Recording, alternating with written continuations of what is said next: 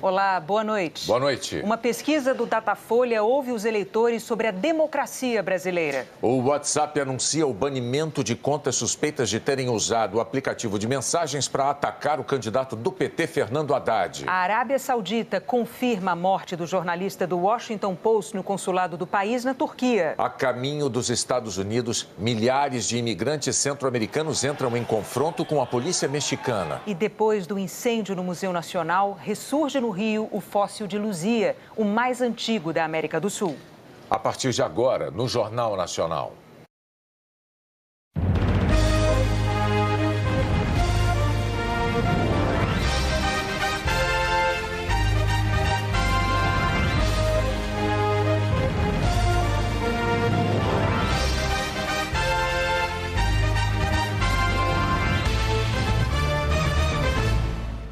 Milhares de imigrantes da América Central que se dirigem aos Estados Unidos desde sábado passado entraram em confronto com a polícia hoje no México. Aglomerados na fronteira da Guatemala com o México, milhares de imigrantes romperam as barreiras policiais à força na cidade de Tecumumã. Do lado mexicano, em Ciudad Hidalgo, centenas de policiais continuam barrando a entrada das famílias. As forças mexicanas usaram gás lacrimogênio para conter a multidão. A caravana começou em Honduras há uma semana, cresceu ao entrar na Guatemala e agora, na fronteira com o México, o grupo já passa de 4.000 homens, mulheres e crianças, segundo algumas estimativas. Os motivos para deixarem a América Central e buscar asilo no México ou até nos Estados Unidos são os mesmos: falta de trabalho, violência e o tráfico de drogas. Karen é mãe solteira de 6 filhos. Ela trouxe os 2 mais velhos para afastá-los das drogas, mas admite que é muito duro deixar a família para trás. Gabriela conta que o filho foi assassinado em Honduras há 4 meses. Agora, ela tenta salvar a filha, que, segundo ela, também foi ameaçada. Há pouco mais de 2 semanas para as eleições legislativas e estaduais nos Estados Unidos, a polêmica sobre imigração ilegal voltou ao debate político. Em um comício, Donald Trump ameaçou mandar o exército fechar a fronteira com o México, cortar ajuda humanitária a Honduras e cancelar acordos comerciais com a Guatemala e com o México, caso a caravana avance. Hoje de manhã, o secretário de Estado americano, Mike Pompeo, foi até o México conversar com o ministro das Relações Exteriores. Luiz Videgaray garantiu que o governo mexicano não vai permitir que as pessoas entrem no país em grupo. E quem entrar ilegalmente pode ser deportado. O México também pediu ajuda à ONU para tentar identificar quem na caravana apresenta um pedido legítimo de asilo e quem simplesmente quer atravessar o país para entrar ilegalmente nos Estados Unidos. Uma mudança e tanto. Com a última caravana, o país deixou as pessoas entrarem livremente para chegar à fronteira americana. O governo da Arábia Saudita confirmou agora há pouco a morte do jornalista que desapareceu no consulado do país em Istambul, na Turquia. Por isso, nós vamos ao vivo a Nova York e vamos conversar com a correspondente Sandra Coutinho. Sandra, boa noite. O que mais o governo saudita disse? Boa noite, Renata, Bonner, boa noite a todos. Olha, de acordo com o governo saudita, Jamal Khashoggi morreu durante uma briga com agentes dentro do consulado. O anúncio, que foi feito na TV estatal no início da madrugada pelo horário local, diz ainda que os 18 agentes envolvidos estão presos e 5 funcionários do alto escalão do governo foram demitidos. Entre eles, o general Ahmed Al-Assiri, que teria comandado a operação. Ele era vice-diretor da inteligência saudita e conselheiro próximo ao príncipe herdeiro Mohammed bin Salman. Mas o governo não informou quem ordenou a operação. Uma comissão comandada pelo príncipe vai investigar e terá 1 mês para apresentar um relatório final. O desaparecimento de Jamal Khashoggi, um crítico do governo saudita, provocou uma crise diplomática com os Estados Unidos. O jornalista era colunista do Washington Post e foi visto pela última vez quando entrava no consulado saudita em Istambul há 2 semanas. Segundo a imprensa turca, um áudio gravado dentro do consulado revela que Jamal foi torturado e morto e que o corpo dele teria sido cortado em pedaços pelos agentes sauditas. Renata Bonner. Sandra Coutinho trazendo aí as informações agora de que chegaram há pouco sobre o que disse a resposta do governo da Arábia Saudita. Obrigada, Sandra. A gente vai agora a São Paulo. Vamos conversar com a Maju Coutinho sobre a previsão do tempo. Oi, Maju, boa noite. O que você destaca para a gente? Oi, Renata, boa noite para você, para o Bonner e para todos. Olha, Renata, tem primavera tirando onda aí de inverno no sul e no sudeste. Veja só, amanhã 12 de mínima e 18 de máxima apenas em Curitiba. São Paulo amanhece com 14 e faz 21 à tarde, que é a mesma máxima lá de Porto Alegre.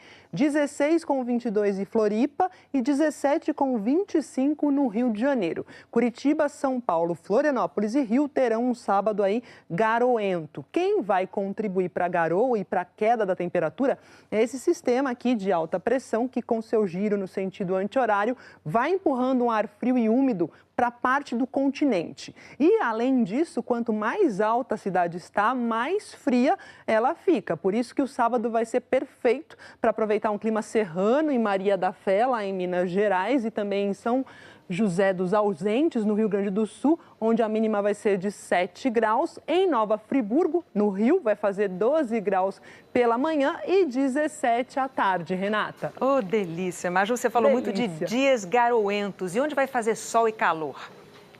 Quer saber onde vai dar praia, né, Renata? É isso, ó. Vamos à La Praia lá no Nordeste. 33 de máxima em São Luís, 31 em Natal e em Aracaju. O sol vai bombar em todas as capitais da região. É no interior da Bahia, do Piauí, do Maranhão que pode chover forte. Aliás, chuva que vem caindo no Nordeste aí ao longo dos últimos anos diminuiu bem a área, com a seca considerada excepcional, a pior. Ela é representada aqui por essa cor vinho, aqui, que ocupava grande espaço da região no ano passado. No monitor de secas mais recente, divulgado essa semana aí pelos Institutos de Meteorologia do Nordeste, a gente observa que essa mancha diminuiu bastante, mas é sempre bom lembrar, a situação ainda está longe de ser considerada confortável. A gente termina a previsão com as regiões norte e centro-oeste, onde tem alerta de temporais para grande parte aqui de Mato Grosso, também para áreas do Pará e de Goiás, lá um pedaço de Rondônia. Palmas, Goiânia e Brasília podem ter um sábado com chuva forte, raios e rajadas. Renata. Bom fim de semana, Maju. Para vocês também. Tchau. E hoje à noite já tem um programão. O Globo Repórter faz uma viagem pela terra de alguns dos melhores vinhos do mundo. A França da boa mesa e todas as suas maravilhas. A culinária que se tornou patrimônio cultural da humanidade. Como são fabricadas as famosas mostardas picantes, a arte do bife bourguignon, a feijoada da Borgonha.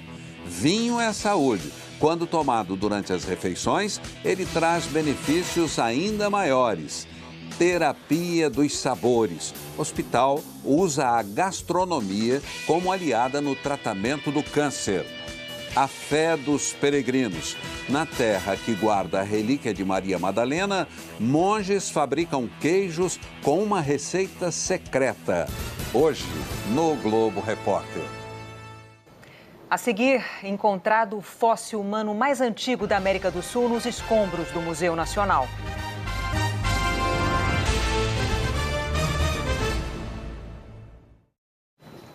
Pesquisadores encontraram nos escombros do Museu Nacional no Rio o crânio de Luzia, o fóssil humano mais antigo da América do Sul. Cada osso dentro dessa caixa pertence a Luzia. A equipe do Museu Nacional afirmou que o crânio inteiro foi achado e 80% desses fragmentos já foram identificados para a reconstituição. Eles resistiram ao incêndio que devastou no início de setembro a maior parte do acervo do museu. Dentro dessa tragédia, nós temos momentos de alegria. Hoje é um momento de alegria, porque nós podemos anunciar a recuperação da Luzia. Ela está viva como Museu Nacional. O que agora ela precisa é de uma nova casa. O crânio de Luzia estava numa caixa de metal, dentro de um armário, no térreo do museu. Encontrar todos os ossos juntos depois do incêndio foi uma grande surpresa. Os pesquisadores estavam acompanhando o trabalho de escoramento do prédio e, mexendo nos escombros, acharam Luzia. Ninguém conseguiu segurar muito a emoção, né, de saber que ela estava ali, que a gente poderia, né, retornar ela para o Brasil. Segundo os pesquisadores, também foram encontrados o fragmento de um fêmur que pertencia ao fóssil e uma parte da caixa onde estava o crânio. Mas os professores disseram que a reconstituição será como montar um quebra-cabeça, ainda sem previsão para começar. Assim que nós tenhamos um laboratório em condições de fazer esse trabalho. Luzia é um dos grandes tesouros que estavam dentro do Museu Nacional. Um fóssil humano de 11.500 anos, que por sorte não se perdeu no meio do que restou da nossa história. Outubro é o mês da Oktoberfest de Blumenau, em Santa Catarina. É a festa mais importante da cidade, que gera muitas oportunidades de negócios e de trabalho. A música que o seu Nivaldo está cantando diz: um brinde ao bem-estar. A Oktoberfest faz mesmo bem para quem precisa de trabalho. Isso tem a ver com entrar no clima da festa, cantar as músicas típicas e se transformar no alemão das antigas. E esta é uma fantasia que a Manu e a Fernanda sabem realizar muito bem. As irmãs têm uma confecção de trajes típicos e até abriram uma loja temporária num shopping para dar conta da procura. Todo mundo que vem para Blumenau quer virar Fritz e Frida. E tanto que nós dobramos as vendas no ano passado, tivemos que contratar pessoas para trabalhar na loja e na fábrica. E olha só como vende. São milhares de trajes que enfeitam os desfiles de rua em Blumenau. E dão charme ao agito nos pavilhões. O César dá duro nos bastidores. Estava desempregado e arrumou uma vaga de auxiliar de cozinha para o tempo da festa. A gente desempregado, precisa pagar as contas e tal. Esse dinheirinho vai ajudar muito. Além dele, o restaurante contratou outros 53 funcionários temporários. Só na Vila Germânica, onde ficam os pavilhões, são 2.000 empregos temporários. Mas as oportunidades se espalham por toda a cidade, como lembra o dono desta cervejaria artesanal. A Oktoberfest, para nós, ela renova anualmente o círculo virtuoso da geração de oportunidade.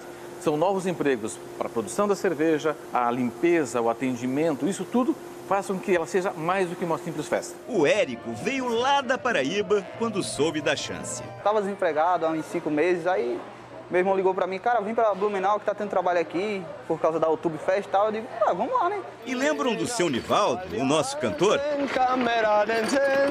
Ele já tá até aposentado. E tudo que quer da festa é soltar a voz com os amigos. O pagamento é a alegria de poder cantar. A gente, isso não tem o que pague, só a alegria de poder estar com eles aqui.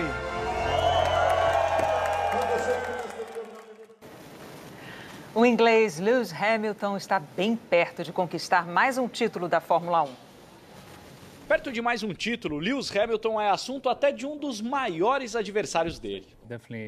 Fernando Alonso disse que o piloto inglês mostrou talento desde o primeiro dia na categoria e que é impressionante ver que ele foi tão longe. Os dois foram companheiros na McLaren em 2007, quando Hamilton estreou na Fórmula 1. Agora, 11 anos depois, Lewis Hamilton está perto de conquistar o seu 5º título mundial. Ainda faltam 4 etapas para o fim da temporada, mas ele já pode ser campeão na corrida desse domingo, aqui em Austin, nos Estados Unidos. Hamilton venceu 5 das 6 corridas realizadas nesse circuito. Se vencer mais uma, para ficar com o título, basta que Sebastian Vettel da Ferrari termine no máximo em terceiro. 67 pontos separam os dois. E como cada piloto ainda pode somar 100 pontos no campeonato, várias outras combinações de resultados também garantem o título a Hamilton já nesse final de semana. Mas se ele terminar de 7º para baixo, o campeonato segue aberto. É até difícil não se deixar levar pelo excesso de confiança. Mas Hamilton disse não estar pensando no título. Isso só traz ainda mais pressão e eu não preciso disso num momento como esse. O favoritismo é tão grande que a tal pressão é inevitável. Mas qual piloto que não gostaria de lidar com ela? A seguir, uma nova pesquisa do Datafolha ouve brasileiros sobre questões ligadas à democracia.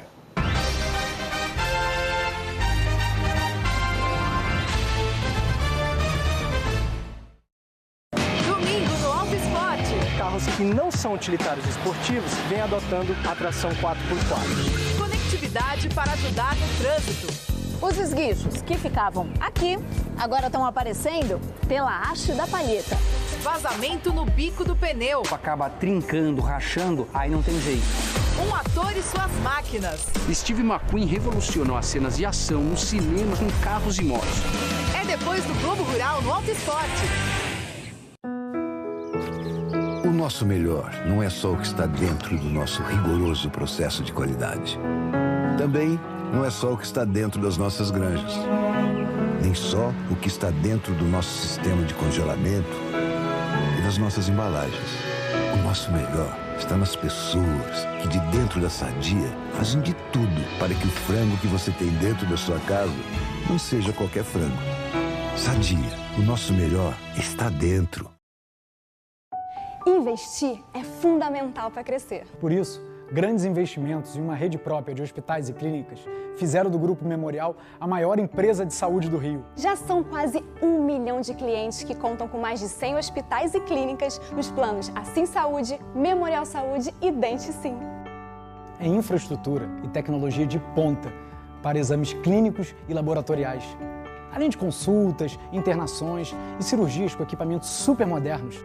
Sempre com uma rede pronta para atendimentos ambulatoriais, consultas e exames nas mais diversas especialidades médicas, para cuidar de você e da sua família. O Grupo Memorial está sempre investindo em capacitação profissional e recursos de última geração, para oferecer excelência médica para todos os cariocas. Grupo Memorial. Cuidando de você. Cuidando do Rio.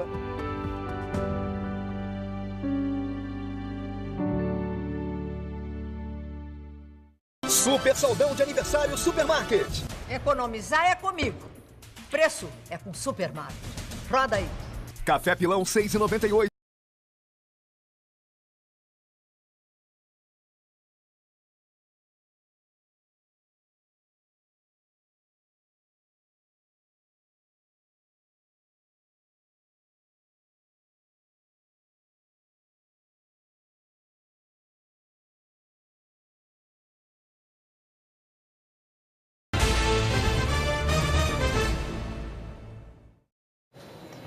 O Datafolha divulgou hoje uma nova pesquisa a respeito da opinião dos brasileiros sobre questões ligadas à democracia.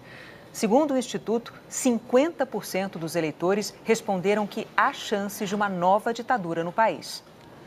Em fevereiro de 2014, 15% dos entrevistados responderam: sim, há muita chance de ocorrer uma nova ditadura no Brasil. Agora são 31%. Em 2014, 24% responderam sim, há um pouco de chance de ocorrer uma nova ditadura. Agora são 19%.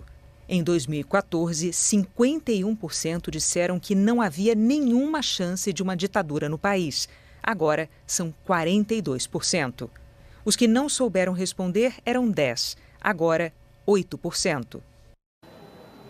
Segundo o Datafolha, a percepção de uma nova ditadura é mais alta entre os eleitores de Fernando Haddad, do PT, enquanto a percepção de não haver possibilidade de uma nova ditadura no país é mais alta entre os eleitores de Jair Bolsonaro, do PSL.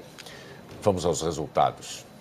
Entre os eleitores de Bolsonaro, 13% responderam sim, há muita chance de uma nova ditadura no país. 16% responderam sim, há um pouco de chance. E 65% responderam nenhuma chance. Entre os eleitores de Haddad, 53% responderam sim, há muita chance de uma nova ditadura no país. 22% responderam sim, há um pouco de chance. E 16% responderam nenhuma chance.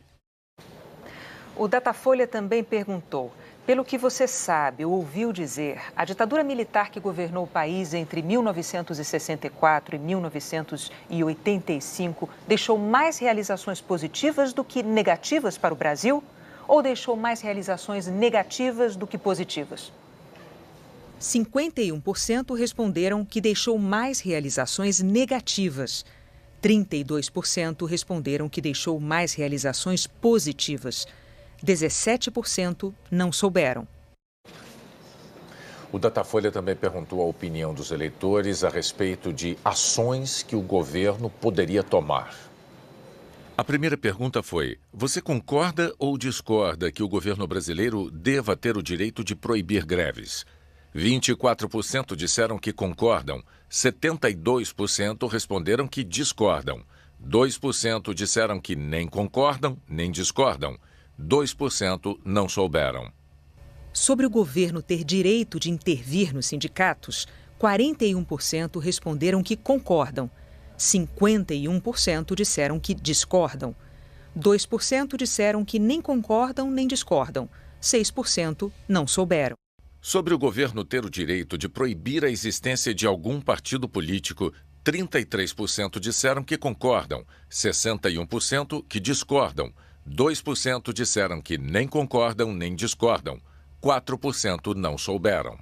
O Datafolha também perguntou se os entrevistados concordam ou discordam que o governo deva ter o direito de censurar jornais, rádios e TVs. 23% dos entrevistados disseram que concordam, 72% responderam que discordam, 1% disse que nem concorda nem discorda e 4% não souberam. O Instituto também perguntou se o eleitor concorda ou discorda de que o governo brasileiro deva ter o direito de fechar o Congresso Nacional. 21% disseram que concordam, 71% responderam que discordam, 2% disseram que nem concordam nem discordam, 6% não souberam. Sobre o governo brasileiro ter o direito de prender suspeitos de crimes sem autorização da Justiça, 32% declararam que concordam, 65% responderam que discordam, 1% disse que nem concorda nem discorda e 3% não souberam. Quando a pergunta foi sobre o governo ter o direito de torturar suspeitos para tentar obter confissões e informações, 16% disseram que concordam, 80% responderam que discordam, 1% disse que nem concorda nem discorda, 3% não souberam. O Datafolha também perguntou se o governo brasileiro deve ter direito de controlar conteúdo nas redes sociais. 43% disseram que concordam, 52% responderam que discordam, 1% disse que nem concorda nem discorda e 4% não souberam. O Datafolha entrevistou 9.137 eleitores anteontem e ontem em 341 municípios. O levantamento foi contratado pela TV Globo e pela Folha de São Paulo. A seguir, as atividades de campanha dos candidatos à presidência da República. O WhatsApp anuncia o banimento de contas suspeitas de terem usado o aplicativo de mensagens para atacar Fernando Haddad, do PT.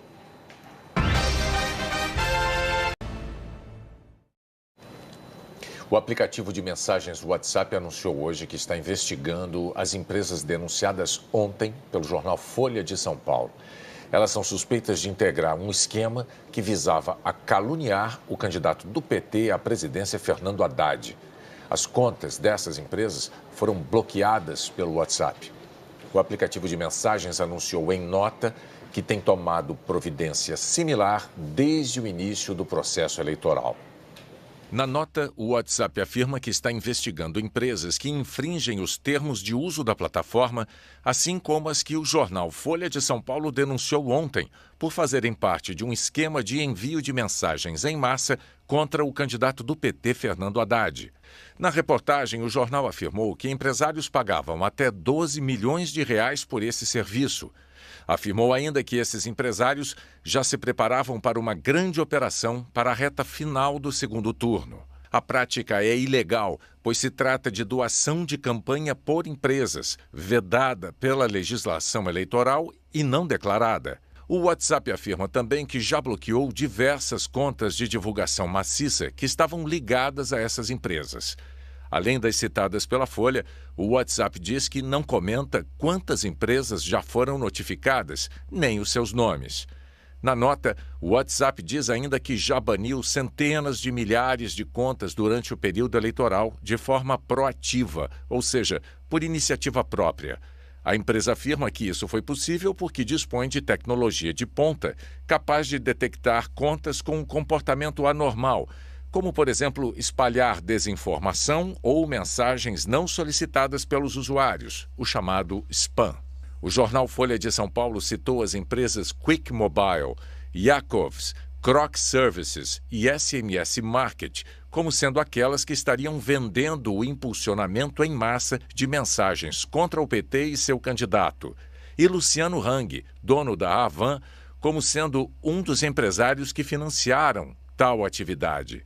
O jornal não exibiu documentos nem mencionou relatos de testemunhas.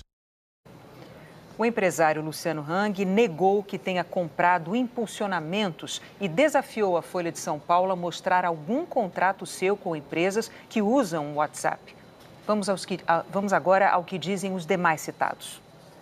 A SMS Market de Bauru, no interior de São Paulo, publicou uma mensagem no Facebook afirmando que as regras da empresa não permitem nenhum tipo de divulgação do setor privado para promoção ou incentivo de votação em qualquer candidato e que, portanto, todas as informações relacionadas à empresa não passam de mentiras infundadas.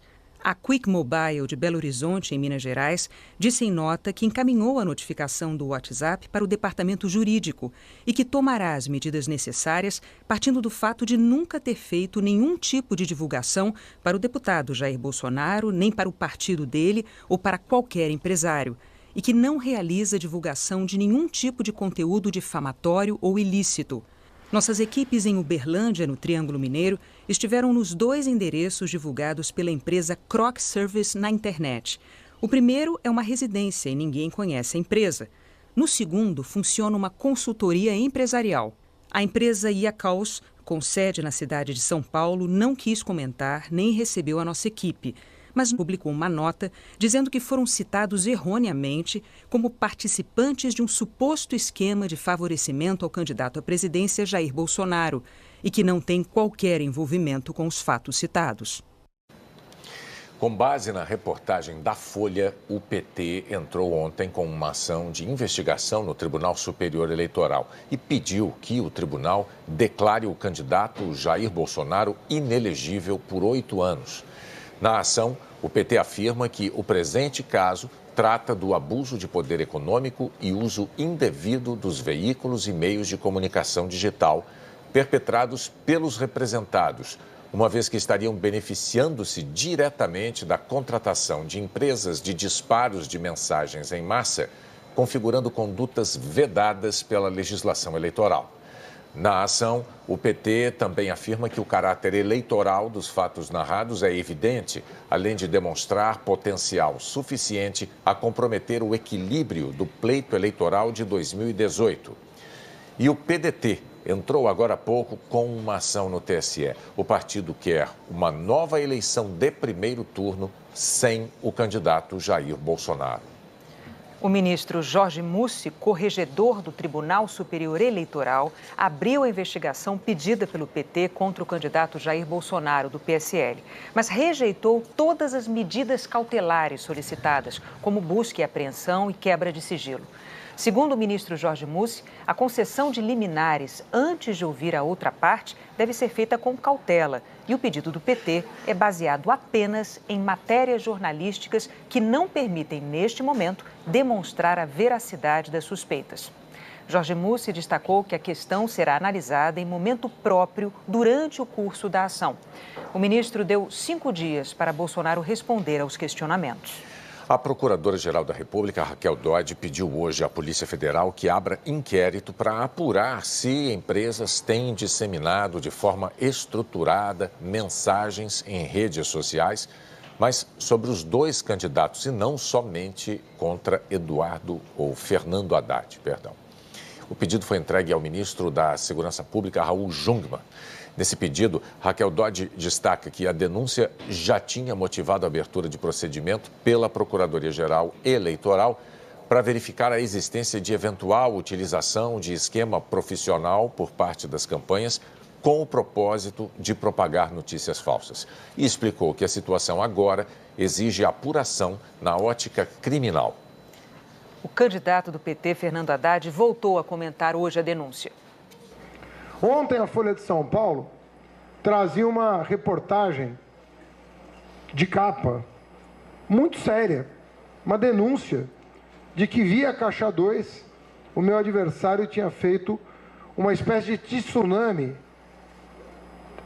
no WhatsApp, cibernético, portanto, uma espécie de tsunami cibernético, com uma quantidade enorme de calúnias contra mim. Quem sofreu o que eu sofri nos 4 dias que antecederam o primeiro turno, e só eu sou capaz de saber, porque a minha família foi atingida, a minha filha foi atingida, a minha honra foi atingida, tem que demonstrar um mínimo de indignação, com uma prática que nós, pela construção do Fundo Público de Financiamento, imaginávamos que pudesse ser superada, que é a utilização de dinheiro ilegal, dessa vez para caluniar o adversário. Não foi nem para fazer propaganda. Se ainda tivesse sido para fazer propaganda dele, seria crime, mas vamos dizer assim, bom, está fazendo propaganda do que fez. Como ele não fez nada a vida inteira, ele é obrigado a atacar. Ele é obrigado a atacar com calúnias, porque ele não vai botar o meu currículo no WhatsApp, o que eu fiz como ministro, o que eu fiz como prefeito, o que eu fiz na vida pública. O candidato do PSL, Jair Bolsonaro, reagiu desmentindo a reportagem da Folha de São Paulo. A manchete da matéria é uma coisa, o corpo da matéria é até outro, né? O corpo não é nada comprometedor. Eles têm que apontar que empresa é essa, qual a minha relação com essa empresa. Eu não tenho relação nenhuma com empresários nesse sentido. E outra coisa, eles falam em fake news. Nós estamos derrotando o PT com verdades. Nós não precisamos mentir sobre o senhor Haddad. Agora, fake news espalha ele, como ele tem dito, que eu quero acabar com o 13º, que eu quero acabar com o Bolsa Família, que eu votei contra um projeto de lei que falava dos deficientes no Brasil. Ele tem dito barbaridade a meu respeito, inclusive botado no seu programa eleitoral e nas inserções. E nós não temos feito isso. Eles estão desesperados. Não vão conseguir atingir seu objetivo, até porque eu estou tranquilo. Diz mais ainda, o próprio Haddad agora diz que eu, em jantares, havia estimulado o empresário a fazer isso aqui. Deixo claro, desde o dia 6 de setembro estou fora de combate. Fiquei 23 dias dentro do hospital e agora dentro da minha casa. Não participei de jantar com quem quer que seja. O candidato do PSL, Jair Bolsonaro, defendeu hoje a liberdade de imprensa e falou sobre propostas para a área da saúde. Ele disse que, sem indicação partidária e combatendo a corrupção, a pasta terá dinheiro para voltar a fazer investimentos.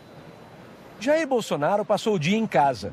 No início da tarde, ele recebeu a visita de deputados da bancada católica. Mais tarde, Jair Bolsonaro recebeu um comitê de entidades de assistência à pessoa com deficiência. Segundo o deputado Onyx Lorenzoni, do Democratas, que intermediou a conversa, a defesa da população com deficiência será prioridade num eventual governo. Em entrevista, o candidato do PSL falou sobre suas propostas para a saúde. Voltou a defender que não haja interferência dos partidos na nomeação de ministros. Disse que, sem corrupção, a pasta terá dinheiro para investimentos.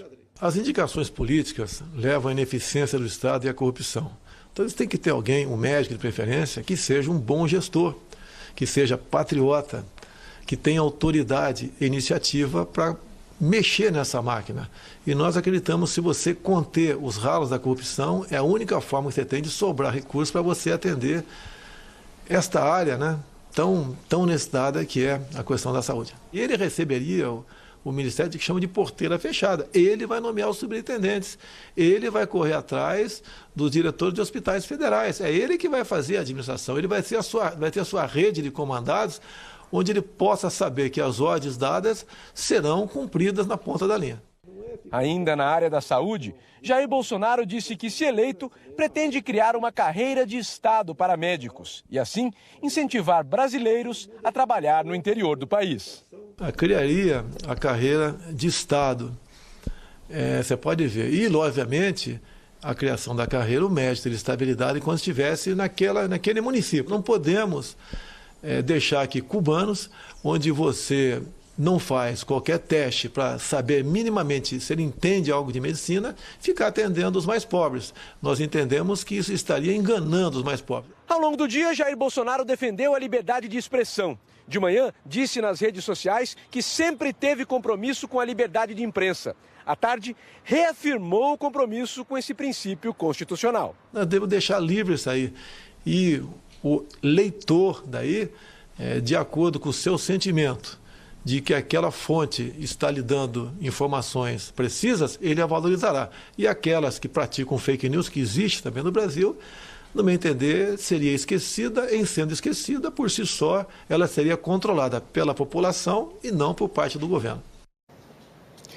O candidato do PT, Fernando Haddad, também passou o dia no Rio. Ele falou sobre violência e disse ser contrário à liberação do porte de armas. Fernando Haddad disse ainda que pretende combater a corrupção, criando regras mais rigorosas de controle interno das estatais. Fernando Haddad chegou ao Clube de Engenharia no Rio acompanhado da mulher Ana Estela. Ele se encontrou com representantes de universidades federais, escolas de ensino técnico, pesquisadores e a Associação dos Engenheiros da Petrobras. O candidato do PT recebeu pedidos de mais investimento na área de ciência e tecnologia e para que a Petrobras seja a única operadora do pré-sal. O Clube de Engenharia entregou um documento com 18 sugestões, entre elas a realização de um plebiscito sobre a revogação ou não do teto de gastos públicos e a não privatização da Eletrobras. O candidato do PT fez um discurso. Ele falou sobre educação. Disse que pretende ampliar as oportunidades para os jovens. Porque quando se fala em reserva de vagas, em Bolsa Permanência, em Instituto Federal, que é de ensino médio também, e de educação superior, nós estamos falando também de jovens brasileiros que antes do começo desse século não tinham nenhuma oportunidade, nenhum horizonte. E hoje, o filho do pedreiro, que era um clamor da minha geração de estudantes, pode efetivamente virar engenheiro, porque as oportunidades existem e precisam ser ampliadas. Fernando Haddad afirmou que está numa cruzada para conquistar votos até o dia da eleição.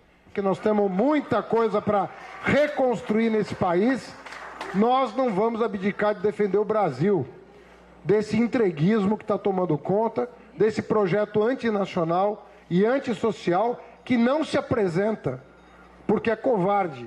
Depois do discurso, o candidato do PT participou de uma entrevista coletiva. Fernando Haddad disse o que pretende fazer para evitar casos de corrupção em empresas como a Petrobras. Levar os controles internos para dentro das estatais, porque, de fato, você não tem garantia de que os diretores vão se comportar adequadamente sem os controles internos serem reforçados, como aconteceu nos ministérios. Sobre o combate à violência, Fernando Haddad reafirmou ser contrário à liberação do porte de arma. As pessoas não estão preparadas para se defender, é o Estado que tem que fazer. Se não está fazendo bem, vamos construir o Sistema Único de Segurança Pública. Eu, se for presidente da República, vou assumir responsabilidades pela segurança pública, coisa que não é atribuição do presidente da República, mas eu penso que deva ser, diante do caos que está criado no país com mais de 60 mil mortes. O Jornal Nacional termina aqui. Depois do Globo Repórter, tem Máquina Mortífera e o Jornal da Globo. Boa noite. Boa noite e bom fim de semana.